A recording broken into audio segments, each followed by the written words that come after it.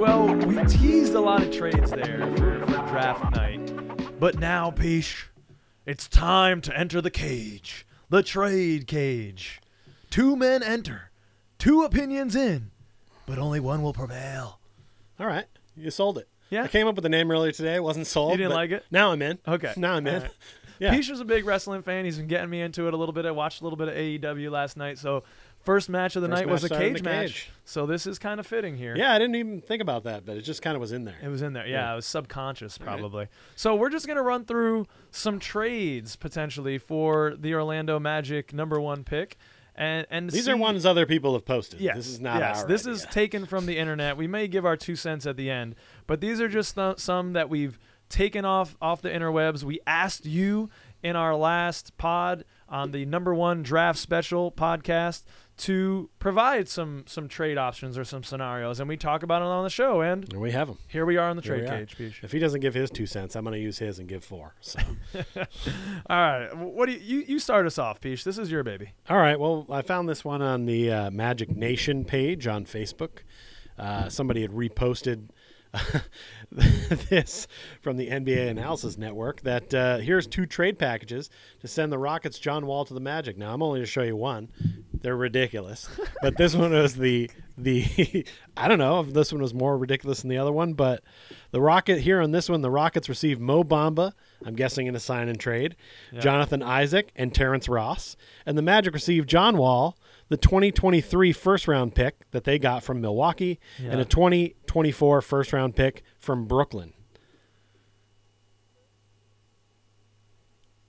What? What? Like, how does somebody sit down and go, oh, I got to write an article today, and go, oh, I'm going to come with this. Yeah, this is good. Yeah. Sometimes I do. Asinine. I mean, this kind of goes into the whole, like we've seen lately with some of the guys showing up on ESPN and stuff like that just to talk trash. Right. It's almost like they're just doing it to get a reaction. To just this troll one Magic fans? Just seems too ridiculous. Yeah, this seems like a definite troll to Magic fans. You're giving us the unknown John Wall, not like a prime John Wall. Yeah, the hurt and then John a pick Wall. the year from this one's from Milwaukee. It's going to be a crap pick. Crap pick in Brooklyn too. Probably Brooklyn in a couple of years might be crappy again Okay. because they may be getting out, but that's not a deal that makes any sense for anyone. Although when you think about the fact that we could be losing Ross and Bamba for nothing, and I'm totally fine with losing Jonathan Isaac. Yeah, there's some meat on this bone, but it's just not the right pieces. You see what they're trying to do. I am not at all a fan of losing Jonathan Isaac. I've been walking through the desert without water for 2 years waiting for this man to suit up for him because I got so excited watching him play for our team when he was. I'm not giving up on him. I want to see him in the jersey again, the pinstripes again. He sends me highlights. He says, watch this. It's like, I've seen him. Yeah, it was 2 years ago, I know, but watch this. And so I'm not giving up Jonathan Isaac. All these trade scenarios that are trying to get us to give up Jonathan Isaac, I'm not giving him up. And I don't understand all of these trade scenarios also that are featuring Mo Bamba. He's a free agent. I don't even know if we've tendered our offer to him to make him a restricted free agent. I thought the tendering period was after the draft, but please fact check me on that out there, ladies and gentlemen. So I don't even know if we've tendered him offer to make him a restricted free agent. We're talking as if he's a restricted free agent, but I'm not sure that he is yet. Yeah, I don't think that's. I don't know if he is yet. True. And if he's going to be included in a trade, again, like you said, it'd have to be a sign and trade, and there's a whole bunch of hoops to jump through for that. Sure. I mean, yeah, Terrence Ross wants out. I don't think he wants to go to Houston. Don't think he'd love us for that. Houston's building a little bit. They got some young guys, but yeah, he's basically moving. More building. He's than moving us, to the though. same situation. Yeah, he's moving laterally. He doesn't want to do that. He said he wants to compete for a championship. So this isn't happening. Maybe if you gave me their first round pick, if you gave me Houston's first round pick for a couple years, I might be more interested because they're not a very great squad. I think they're going to be a middling team, especially in the West for another be on the rise couple here years. They're on the rise, but they're still going to be in the lottery, I think, next year. The best part, I was thinking about, wow, do I even want to share this one? But now I'm glad I did because I learned that when it comes to Jonathan Isaac, you're never going to give him up. You're never going to let him down. Mm-hmm. You're never going to run around or desert him. Never going to give you up. Never going to let you down. Never going to run around and desert you. So we've learned because you've been in the desert and you're dry. So that you had to take a drink And you all got rickrolled. let's rickroll on to the next one. That's how you segue, kids. We got this one here. These are all from our last show, our draft lottery special now, where we asked people to give us some trade scenarios. Then when we talk about them on the show, we are delivering right now. We've got this one here from Rafael Perez, who says Orlando's number 1, Markel, and T. Ross to Sacramento for De'Aaron Fox, Dante DiVincenzo, and the number 4 pick. And then he suggests that we get Ivy or Sharp. And then he says sign Bobby Portis or Montrezl Harrell. And then he says the finals in 3 years. What say you? You're doing a lot of typing over there. I'm trying to figure out the date for the tendering of the qualifying offers, but I will jump in on this. I was hoping that you were writing a love letter to Jonathan Isaac. Well, I would write a love letter to Markel Fultz because, as we've talked about already on this show, what's happening? That is the man who is going to drive. He is the locomotion for the locomotive. He's the front of the train. Okay, he's the front of the train. He's the one putting the coal in the little chute. All right, he's making this thing go. I'm not giving him for anything, and I'm definitely not sending him to Sacramento for De'Aaron Fox's huge contract, Dante DiVincenzo, and the number 1 pick. Number 4, yeah. Number 4 pick, and are we sending the number 1 pick out? That's what he's suggesting, I believe. That's ridiculous. Why would we give up the number 1 pick for a crappier pick and crappier players? We're sending out a better pick, better players for crappier players and a crappier pick. I don't understand. And then all these other variables, like Bobby Portis is going to want to come to the Magic, as will Montrezl Harrell. I mean, I like Montrezl Harrell. He's a hustle guy. He was a 6-man candidate a couple years ago. I love Bob Portis. Yeah, I mean, they're great players, but Bobby Portis has got a good thing going in Milwaukee. I don't think he wants to leave. Not sure what his contract details are. They locked him up. But they sold. Rafael Perez, sir, you must really love Jaden Ivey because this is crazy. Right. I mean, yeah, look, I love Ivy too. I just don't see a good way for him to get on our team. And I think he was kind of trying to find a way to get Ivy and clearing the hole by having Kell go in there in this trade. But, yeah, this is too much to give up. And DiVincenzo is not a piece that I don't feel like we need right now. Other people made some suggestions underneath there, and you can see I chimed in with we are using this in the next show for sure. And here we are. I got a fact check for myself, Pich. This looks like the kind of move that he was playing the video game, and he did this, and this happened. Which, if it did, and it worked for you, and you got to the finals in 3 years, that's cool, but, it's real life now. I got a couple things to fact check here that people may want to know, Pich. So the day for offering for an offer sheet for a qualifying offer for a restricted free agent, his team must submit a qualifying offer to the player between the day after the last game, of the finals. Okay, that doesn't make any sense. All right. So neither did a lot of these trade offers, so this fits right now. Yeah, so this is on NBA.com, and you have a typo, NBA.com, from an English teacher. But it seems like we can't offer and make him a restricted free agent until the day after the finals. Sure. So everyone talking as if he's already a restricted free agent for Mo Bamba, I'm thinking of, no. Right. And De'Aaron Fox, a 5-year, $163 million contract. I think he's in, year 2 or 3 of that? I don't want that. I don't want a $35 million a year De'Aaron Fox right now. Raphael. I mean, it's just not a good deal. No. It's not a good deal. And no. I feel like what's happening a little bit in reverse of the Wilt God effect is now happening to you, where you're really trying to find the facts and figures that make this trade not good. You can just look at it and be like, it's no good. Yeah. The other thing that this doesn't make sense either, because if our GMs would think that De'Aaron Fox and Jaden Ivey would be a good pairing, then Sacramento can probably get him at 4 and do it themselves. Sure. In purple, but, Yeah, right. Same idea. Exactly. Yeah. All right, next one, Pish. All right, next one is from Thomas Taliaferro. Okay. That's my guess on that name. All right. He's asking if we would trade J.I. and Suggs for Donovan Mitchell. Yeah. Maybe picks beside number 1, 2. Yeah. And then also asked if Wendell, Paulo, J.I., Franz, and Cole will work. Okay. I commented on Thomas's post earlier today. This is on our YouTube channel. And I don't think Thomas is a Magic fan. I think he's another team's fan. because he's saying y'all as if would you trade. Sure. And so he put Cole in the starting lineup. We Right. already talked about that. Exactly. We've covered that. That's not happening. Right. Would that's I what confused trade me. J.I. and Suggs for Donovan Mitchell?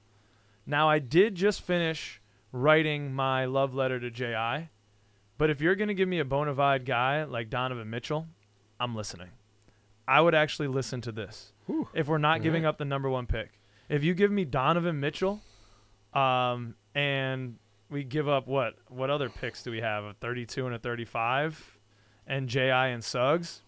You got to listen. I mean, I'm excited for Suggs' potential, but it's just that right now. It's potential. Donovan Mitchell has been on teams that have gone deep into the playoffs. He is a legitimate all-star, a bona fide scorer, a guy that can get you 35, 40, 50 points. Mhm. Jalen Suggs is very far from that. Okay. Jonathan Isaac could be one of the best rim protectors in the game, or his knees could be shot. We will wait and see. Right.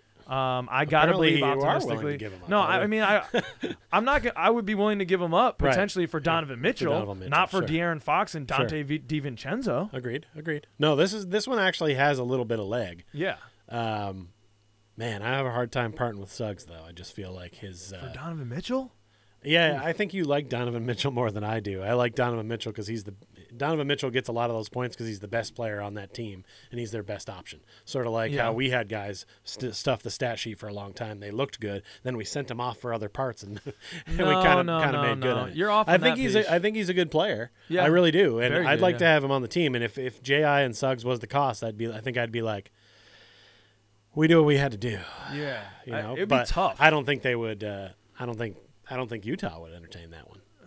Yeah, I don't You're taking know. a big chance on J.I. coming back from this injury, Yeah. and Suggs had an injury this past year too. Although I don't think they should hold that one against him, but Yeah, they would need more to sweeten that deal. I don't know if I'd want to give up even the 2 second-round picks in Suggs and J.I. for Donovan. yeah, I would do that probably. All right, I would do that. All right, well, we'll see. Donovan Thomas, Mitchell is a legitimate player. Get at us. Maybe Thomas works for one of these teams, the Utah. And he wants to know. All right, next in the cage, Peach. All right, next we've got Pale Horse. Is that me? I don't know. Are you a white horse? I'm a white whore. Interesting. All right. No, I'm a married man. I'm happily married. Let's get off of that. Yeah. Good joke, though. Yeah. It says number 5, Sadiq Bey, and a future first for number 1. Take Ivy, Sharp, or Murray, or if any of the top 3 drop. You wrote back and said, ooh, going to have to discuss this next full episode. Mm-hmm. Here we are. And we did talk about a little bit during the draft that the Pistons would be a team that could be looking to move around, and this seems like something they may come to the table with. What are your thoughts? I think I was being nice to Pale Horse because I don't really like this when I'm looking at it now. I mean, Well, I didn't say you liked it. You just said we're going to have to discuss it. Yeah, So that's I figured you had true. to take one way or the other. yeah, I just wanted to make sure you felt heard, Pale Horse. Yeah. But I don't like this. I mean, Sadiq Bey is a solid wing player, but Yeah, I like Sadiq a lot. you know we've got he's smaller than Franz. I think he's like 6'8", so he's Right. more like a 2-3 instead of like a 3-4 like Franz and Chuma. But we've got like an RJ Hampton and Right. you know some other guys that can play that wing big guard position. Right. So Sadiq Bey doesn't really fit our team well. Right. Unless we were moving somebody in the deal to make Yeah. way for him, and we're not. But then you're suggesting we take another player like Keegan Murray that kind of fills that role as well, and now you're log jamming us in a Yeah. position that, you know, we're looking to get one of these 3 guys because we need another big. So, like, trading away from that and not getting a big, that's I not know. I don't really love what it. we're I after. don't love don't it. think. I mean, I guess you'd take maybe like Sharp if you want a guy with a crazy upside, but that's kind of. I feel like we're looking for a 4 or 5 to complete our starting That's lineup. probably what we need. And yeah. that's available in the first 3 picks. So I Right. don't see us moving from that unless there's somebody else coming to us that like can fill one of those voids. If we did some sort of a trade with the Jazz, I think Rudy Gobert coming here makes more sense.